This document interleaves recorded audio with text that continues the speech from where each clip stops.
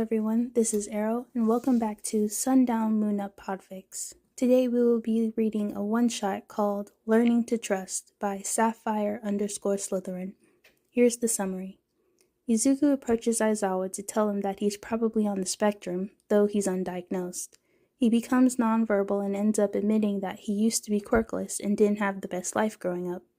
Mike shows up and accidentally reveals his relationship, but he is supportive. Sensei, can I talk to you at the end of the day? Aizawa stares at me for a second and I start fidgeting, afraid he'll deny me. Of course, he finally says. I'll be in my office after the final bell. I let out a breath, not aware I was holding it. I smile hesitantly at him. Thank you. Throughout the rest of the day, I can't focus on class, too nervous about my meeting with Aizawa. When the final bell rings, I have the urge to make a break for it and hide in my dorm. Ultimately, I decide to curse my past self for having the courage to approach Sensei and go to his office. Taking a deep breath, I knock on his door. It's open.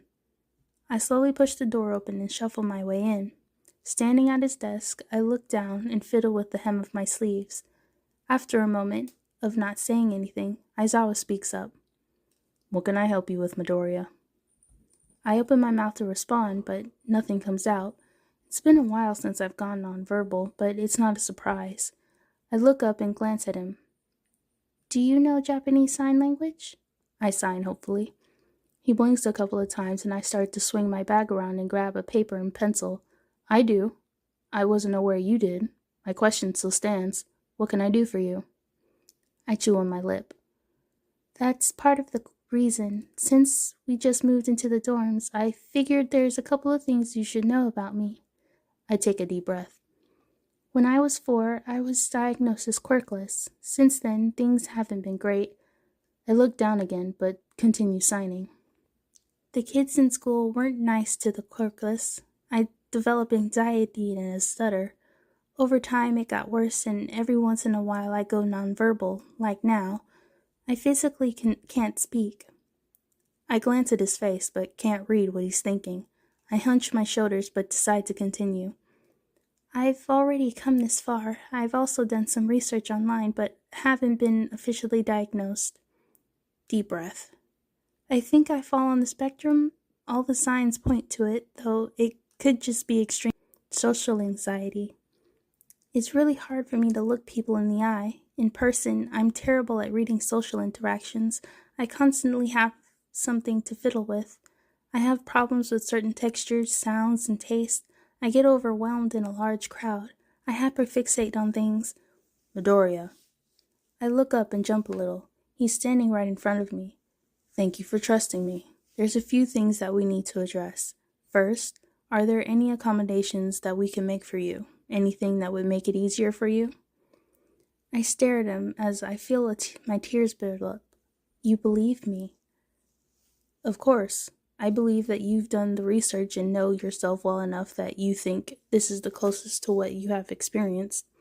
To make it official, we can make an appointment with Hound Dog, who is qualified to give a diagnosis. Now, is there anything I or any of the teachers can do to help? Can I have a fidget toy or something at my desk? I ask hesitantly. Aizawa sighs and I start panicking, thinking I've asked too much. You don't even have to ask for that. Anyone can have one as long as it doesn't distract them or the rest of the class. Then, can I eat in the classroom sometimes? The cafeteria gets too loud sometimes. That's fine, as long as you don't make a mess. He pauses. There's something I want to clarify. What do you mean you were diagnosed as quirkless and that the kids weren't nice to you? I let out a squeak as my eyes dart to the door. If I run, I might be able to make it out before he catches me. I decide against it. When I was 4, I was taken to a quirk specialist and they x-rayed my foot and found that the extra toe joint in my pinky toe.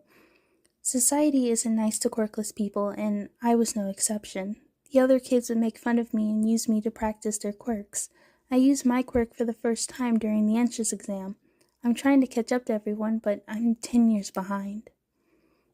That explains a lot, actually. You are a late bloomer? His eyes flash red as he activates his quirk in anger. Do you mean to tell me that no one did anything to help you? That no one stepped in when you were beat up? Did your mother not report them and then the school? After my mother was... I pause, trying to think of the right way to phrase it. Apathetic? Absent? Distant? She either treated me like glass or a baby, or wasn't in the picture. She wouldn't say that I needed to be more careful with the other kids, that I wasn't as tough as them, and that I couldn't play like I used to. She would see the wounds and think it was my fault because I was quirkless and therefore not evolved, which made me fragile. The teachers either encouraged it or looked the other way when the kids used their quirk on me. I even had one teacher participate. I tried reporting it a few times, but nothing ever came of it, so I stopped. I hoped it would get better once I got to UA. Getting attacked by the slime villain a year before the entrance exam made me realize I need to start training. Before he can respond, the office door opens and someone calls out, "It's date night show, let's go, you better not be asleep." President Mike finally looks around the room and freezes when he sees me. I feel my eyes widen and start looking between the two, trying to comprehend what I heard. They do say opposites attract. Well, listener, I wasn't expecting anyone to be here. His sweat drops. I grin at him. Your secret is safe with me. It's only fair after all. I look back to Aizawa. Mike lets out a squeal that is cut short when Aizawa uses his quirk on him. You know JSL! Show he knows JSL. Aizawa pinches the bridge of his nose. I know. He's nonverbal right now. You can gush about it later. Is it okay if Mike stays, or would you prefer him to wait outside? You won't hurt either of our feelings if you want him to leave. I look between the two again, deciding if he's either married or dating Aizawa, then he's fine. He can stay, I whisper. Aizawa looks at me. Did your mother ever hurt you in any way? I try to respond again, but my throat closes up again. She never hurt me. She fed me and made sure I had new uniforms when they were destroyed. But did she ever encourage you to follow your dreams? Did she ever take you to someone to help you with the difficulties of being diagnosed quirkless? Did she take you to a doctor for your injuries? Did she take you to get checked after being attacked by the slime villain, or to a trauma expert? You mentioned that you haven't been diagnosed on the spectrum. Did she take you to get checked for that? I stare at the floor, and must be an answer enough. While she may not be physically abusing you, she is at the very least neglecting you, and probably mentally and emotionally abusing you, which is just as bad as physical abuse. Mike speaks up from next to me. I may not know the full story, but from what I can tell, that she wasn't doing what a mother should do. A parent should encourage their kid. They should take them to the doctor when they're injured. If they notice that they aren't developing like the majority, then they should take them to a specialist. If you go nonverbal enough that you learn JSL, that should have been a sign she needed to take you somewhere. If you were attacked by a villain, she should have taken you to get a checkup after that, even if you were checked on scene. Hearing him say that pushes me over the edge. I fling myself into his arms and start bawling. Immediately, Mike's arms wrap around me. The one around my back rubs soothing circles as he rocks back and forth slightly, while murmuring reassurances. Aizawa must have been signing something because Mike says, Go, I'll stay with the listener. I hear him walk out, but don't move. I must have dozed off at some point because the next time I'm aware, I'm laying on a sofa covered in a blanket with something sitting on my chest.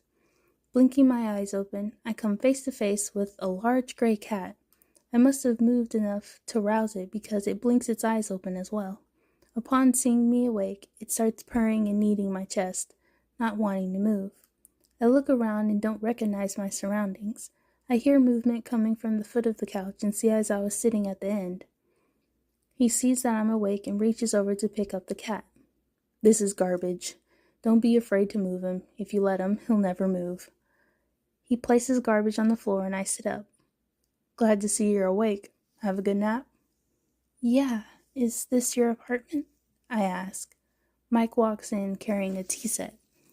When they incorporated the dorms, they also built a building for the teachers. This is our apartment now. He places the tray on the coffee table.